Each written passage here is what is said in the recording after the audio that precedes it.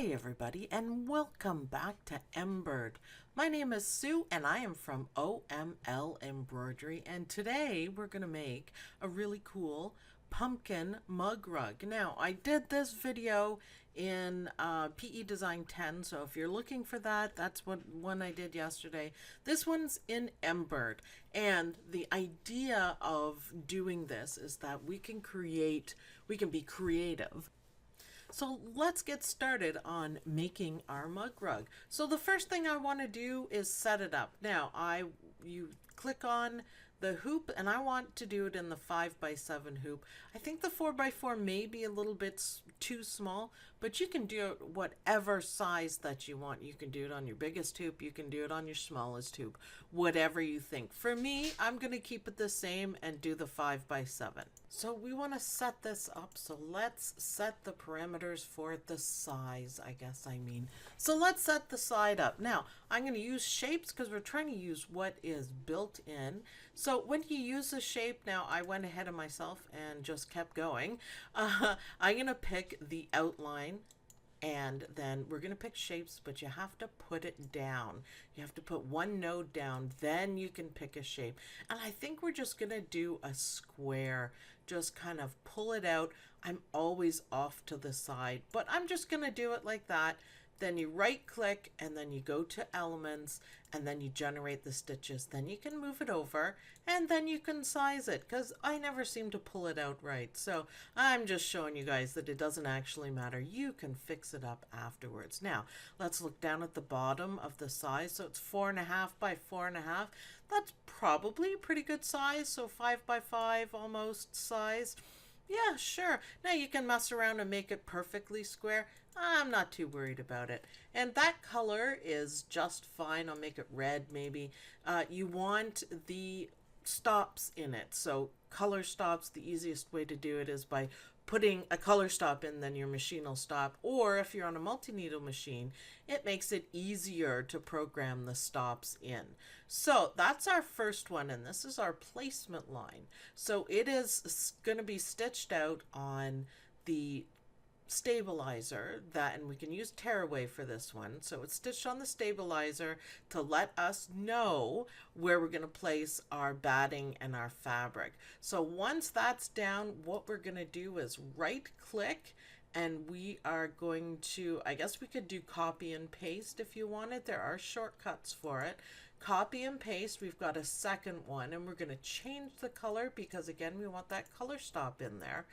So we stitch this down, and that's going to be the start of it. So we have one that we stitch for placement. We put everything down and we stitch this down. If you want to change this one to a triple stitch to really stitch everything down, you can.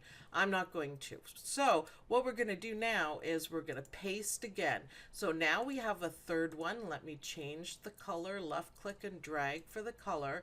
And we're going to change that in a minute. Actually, I do want orange on this one, and I do want something else on that one. So now we've got our fabric, we've got our batting, and now we're going to start actually stitching it. So I made a copy, and I want you to go up to here to convert, and we can do this really well. So create fill from outline. I want this filled with quilting stitches. So create fill from outline. Well, that doesn't look like much, and those are fill stitches. That kind of sucks. Let's open up our parameters, and I'll move it here so we can see it a little bit better. And we can go under motif. And here is where you can have a lot of fun, because you don't necessarily have to use the traditional quilting, motifs in there. You can use whatever you want. You may have to tweak them down a little bit, but that's okay. So this is the traditional, meandering kind of one, and that's what it's going to look like. And we've got different ones. They're different sizes, so you don't have to do it different ways, but we can still adjust them. Let me just have a quick look here and see what else we can do. Circles would be really nice. Now you don't want anything too thick like this. You want something loose and kind of far apart, kind of, close to the quilting stitches. Something like that would be awesome. Absolutely. You could do that. I'm thinking something, almost Halloweeny. I love that. I think that would be really cool. But you can just look around and pick something that you think would be good. That almost looks like bones. I know it isn't, but it almost looks like bones. I kind of like that one. That one might be a little too dense. I'm going to stick with the one that I really enjoy because I like it. Why not? Now, you can move them apart. You can shift them so the wobble is at a different part. Let's see how that looks. And apply. This is how you can move it. I like that even better. And this is the shift. I'll show you. Watch the lines move a little bit. So that's kind of cool. I like how it works out at the edges. That's kind of neat. So I'm going to leave this. I kind of like it. I'm pretty happy with that. So we'll just generate stitches, get rid of that. So now we've got a nice base, and I think it would look really good with cool fabric, cool Halloween fabric. I guess it doesn't have to be Halloween. You guys can make it a fall, hello fall y'all kind of mug rug if you want. I'm kind of thinking on Halloween, but let's go. All right, so the next thing we want to do is some kind of design in the center. And again, I'm going to do a shape. So I'm going to plop a node down and I'm going to go to shape. And there's not a whole lot to choose from, but remember, you can always modify them. So a star would be neat. But I'm going to do a polygon, which is 6 sides. And if you hold down I think it's the control key, yes. See how it constrains it? If you're not holding anything down, you can make all sorts of shapes. So you don't have to worry. It's just like a base shape. This would be cool on like a name tag or something. So hold down the control key because I want it to be constrained. Right click, 2 elements, generate, and we're just going to see how that looks. I do think it looks really good. So that's easy. Now that is our placement line because we are going to add more fabric to this. I'm starting to like how it's looking. But what I want to do is cut a hole in the back. I'm going to show you guys the fast way that works every time. I have selected those background stitches and I'm going to go to hole cutting. And because we made a really nice shape, it's just a matter of a few clicks and you make a hole, and I think this works really well. There may be other ways of doing it, but this is how I like to do it. Whoops, I always do that. I click on the last one. You have to click and slide, I call it, and generate. And now look, there we go.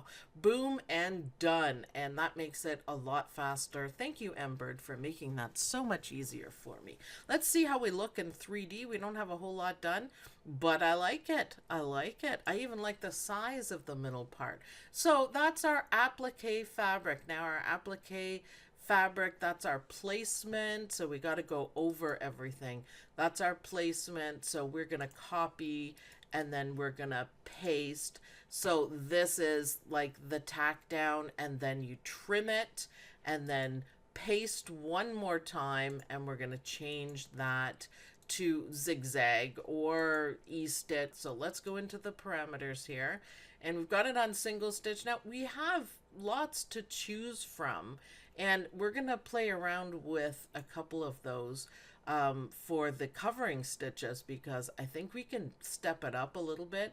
You can do a blanket stitch, that's acceptable. You can take a satin stitch and you can just change the density on that. Now that's a bit loose, so we can go back in there, click on the word density, and we can bring it down just a little bit.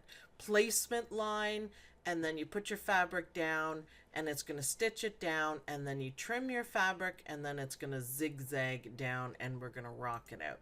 So let's paste one more time. This is how quick we make it, and I'm going to change the colors. So now we're going to do our cover stitches, and I thought there's a few ways we can do this. So let's go to the parameters.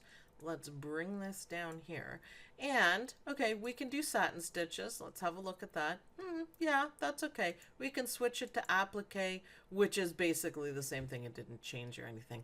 How about doing a border just to be different? How about a border? So my favorite is always the rope border. I just think it's fantastic. How about we outline it with a groovy Halloween color and make it look even better? I think that is absolutely fantastic. But let's check out a couple other ones just for fun. See, that looks amazing too. I really like that one. This one I've used quite a few times. I love it. I love it. Rope 2, I think is just a single color. Let's see, leaves. Wow, isn't that nice? Now, if you are doing fall, and doing our pumpkin in the middle, that is really spectacular. I really like it. Circles might not be, nah, it's kind of boring. Wave, squares, or diamonds. Yep. I really think these leaves are fantastic. Now, for this one, if you notice, it's kind of sparse in the middle. So I would suggest, if you're using this one, to put down either before or after. I'm thinking before would be the best way. A satin stitch, we still need to cover up the edge of our applique. We don't want any raw edges showing through. So you would need to modify that, but I think that is absolutely gorgeous. For now, I think I am going to go to the rope, the 2-color rope. I just think it looks fantastic. So a couple more ideas. Remember to be creative and use different things that you have. So far, so good. We're really rocking this. I think it looks fantastic with the purple. We could even change the outline to black, but you know what? I think I really like the purple. So that's it for our applique. Now, all we have to do is our pumpkin. Okay, so I saved my progress on the mug rug, and I just want to digitize this little pumpkin that we're doing, and we'll do the detail work when we bring it all together and we're going to merge it together. I just wanted to concentrate on the pumpkin. Also, I wanted this pumpkin saved as an EOF file so we can use it another time and merge it into other things being creative. So let's quickly get this guy done. And with Embird, you just click, and then you bend it. And there we go. And we want to slide this up just a little bit. We don't have to do it exactly as the picture is, but close enough. And we do want it to start and end right there so we have some good connections. So that was fast and easy. Now it's filled in. Let's do that again with the middle part. So let's start. See the red circle there? It's really hard to see. That's where we finished everything. So that's where we want to start. So we don't have jump stitches. Now we don't have to make any connections or anything because it is close enough. And that'll work just fine. So getting there, and we're going to go right here to this one. Select it, G, generate. There we go. Now we can see what we're doing. And let's do that one last time. Now it ended over there. We will have a jump stitch. So how about we fix that while we are working on it? And all we have to do is align from where it ended to the new one to start, and it'll just stitch it out. Make sure it's orange. Yes, it is. And our pumpkin will be glorious once we stitch them out. Isn't that great? So that's how you make some really good connections as you are going along. Now there is a button that you can press and do connections, but they might not be as well hidden as I've done mine. So let's see. Our pumpkin's starting to come together and starting to look good. Let me just tweak there. Excellent. Generate stitches. Look at that. We have a pumpkin. Let's do the little stem part as well. And it'll be in a different color, so I'm not really concerned about where we're going to start. It's a different color, and there he is. Excellent. Generate that and change it to a different color. So some kind of a brown, I think, is what we want for that. And we probably want to stitch it out just like that. So, okay, let's get rid of our image here. And I can see once I took it away, I need to zoom in. That's a great amount of overlap, by the way, except for right here. So I am going to fix that. It was hard to see with the image. The rest of it is great for overlapping. You do want to overlap just a little bit, and you won't have any gapping when you stitch it out. This also, I want to overlap a little bit more. That is going to cover up our connection stitch and just give it a nice finish. So I'm happy with that. So that is our pumpkin. So let's save this guy because we are going to use it again. So we'll just call it pumpkin. And I'm just putting it on my desktop. There we go. Now let's do the fun part. So let's do, I'm going to change my hoop first. It is 5 by 7. Okay, I don't need to change my hoop. That's fine. There we go. And our pumpkin's there. He might be a little bit big, but we can work on it. And let's go to edit and let's merge. Sorry, design, and let's merge. And I am going to bring in Embird pumpkin. And look at that. Boom, boom, done. And I just find that a little bit easier way of doing it. Now the pumpkin's stitching first, so you always got to look at what order everything's going. So let's do that again. Select, bring it down, let go, insert after, because we do not want our pumpkin to stitch out first. We don't have any fabric down if it does that. And I am going to, oh look, I forgot the stem. So let's do that again and bring the stem. It's always important, the order that everything is going to stitch out. So now we've got it right and we are just about done. But I want to select everything and just move my pumpkin to where I think it's good and I like it. You can also change the direction of the stitches on this, or you could also do kind of like a fancy fill stitch. I'm not sure how great it's gonna stitch out. Probably pretty well. You can make it a little bit bigger than that. I think would look really good, but it's cute. I think it's really cute. I am just gonna stick with the normal fill, but feel free to play around. Just remember we're working kind of small, so you can't do anything too intricate. How about we look at our 3D and see what we're doing there? How we're doing. Whoops, you have to generate first. Sorry. There we go. That is looking fantastic. Now, I like it just the way it is. You could, if you wanted, select your outline stitch and you could do some quick swirlies. So there we go. And see, maybe just smaller. Let's try smaller and see if that works. So this is part of the creative process, is trying different things to see if you like it and see if you like how it looks. I still don't like it, so I am probably just going to leave that out. Let's go to 3D. See, I don't think it adds anything to it because I think the pumpkin fills everything up. One thing you could do, I guess, is a leaf. You could do a pumpkin leaf up here or maybe a leaf down here. You could even add some monogramming, flair to it and add, some swirlies around. I am going to go for the simple. I like that the best. So now we've got all of our steps and they're in order and they are color coded properly. Our pumpkin stitches out last. Now we're going to finish off our mug rug, and there are two ways that you can do it. You can have it, you put your fabric down on top and you can stitch around it, probably a triple stitch, leave a little bit of space so when you turn it, you can have enough space to do it. So probably, almost 3/4 of it, and then sew it up. Or you can take fabric and fold it in half, which is my favorite way of doing it. Fold it in half and overlap it and stitch it right down, and then you won't have any sewing. So I am going to opt for that, and the fast way I'm going to do it is copy and paste again, and it should show up right at the end. And again, we want to color stop after it does that.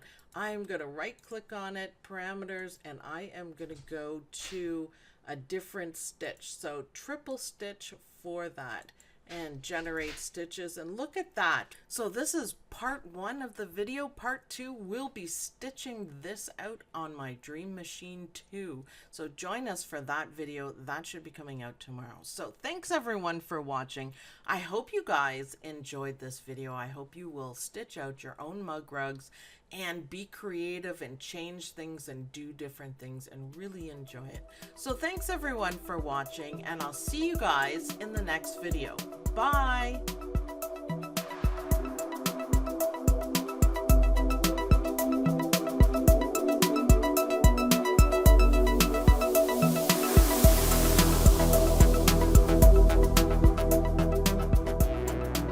Okay, now I'm done.